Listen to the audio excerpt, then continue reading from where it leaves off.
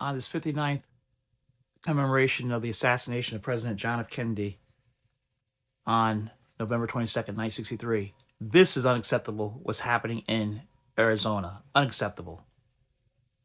Elections official is now in hiding this morning after he received threats on social media. Maricopa County has confirmed the chairman of the Board of Supervisors, named Bill Gates, no relation, who is a lifelong Republican, has been moved to an undisclosed location for his own safety. Maricopa, of course, the heart of pro-Trump election denialism in 2020, became a flashpoint during this year's elections as technicians scrambled to fix dozens of malfunctioning vote tabulation machines on Election Day. Despite the threats, Gates has continued to update social media about Maricopa's vote count.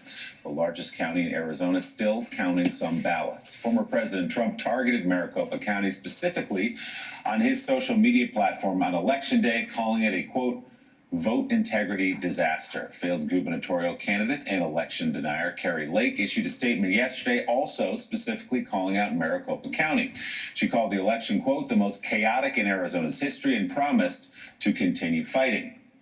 At a press conference yesterday, the Maricopa County Sheriff called on leaders to be more responsible with their rhetoric, but did not single out Lake specifically. Joe, so we saw some of this in 2020. We saw a lot of it in Georgia, and we saw some of those people testify, elections officials testify before the January 6th committee about the threats to their life. Irresponsible rhetoric from the candidates in the race, from Donald Trump all the way up and down here.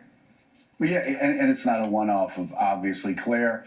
If you were building a case, it's so easy, as a prosecutor. If you're building a political case, there's just such a through line. Is Claire McCaskill here, or am I just imagining that Claire McCaskill's here? I know. I'm there here. She is. Okay. So Claire, I was looking at Willie talking to Claire. So there's a through line. Obviously, you can look at Paul Pelosi, the years of attacks that Nancy Pelosi got, and what was intended for her actually tragically visited upon her husband.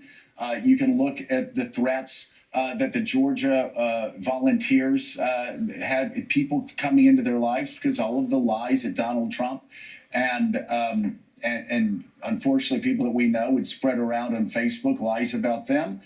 You look at what Mike Pompeo is saying about Randi Weingarten. I guarantee you she's going to have threats against her life.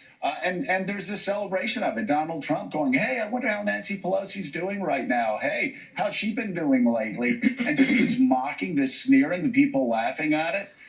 It's just Unacceptable behavior. Inappropriate.